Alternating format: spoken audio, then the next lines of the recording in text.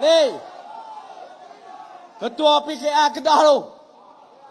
Cakap dengan tak cakap semacam je. Ho he. Tak tahu dah kata apa. Lah ni duk ulas pasal ayat. Kononnya dia engineer. Pandai lah. Tuan-tuan sekalian. Engineer ni. Dia lantik kawan dia. Nama seorang. Nama tak saya sebut lah. Jadi CEO SADA. Kawan dia. Saya tahu. Engineer ni. Dalam Dewan Undangan Negeri. Mula-mula saya jadi adun.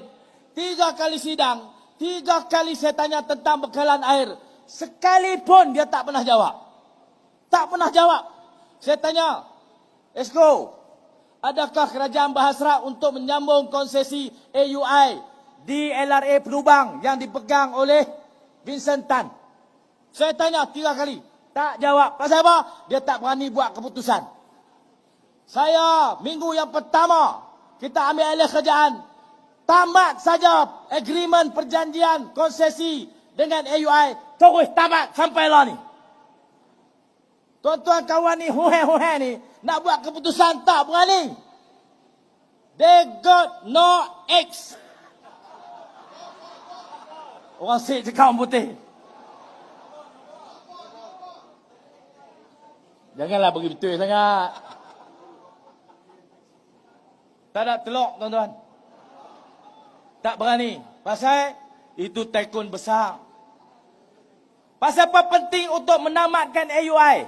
AUI menguasai 63% bekalan air terawat di Kedah.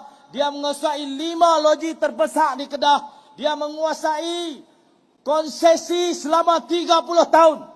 Telah menghisap darah daripada bekalan air 30 tahun. 63% air terawat kena beli kat dia. Kita beli kat dia 43 sen. Kita jual 50 sen. Untung 7 sen. Tirih setengah. Rugi sebakoi. Rugi. Dia ni rawat. Dia cas. Ayat tu sampai ke tak sampai kepada pengguna kerajaan negeri tanggung.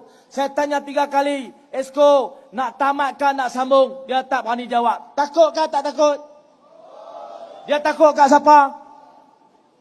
Dia takut kat siapa? PKR ni takut kat tycoon. Dia takut kat orang kaya. Hari ni jadi kerajaan. Kononnya nak bela orang miskin. Tuan-tuan, mereka ni pembela orang kaya.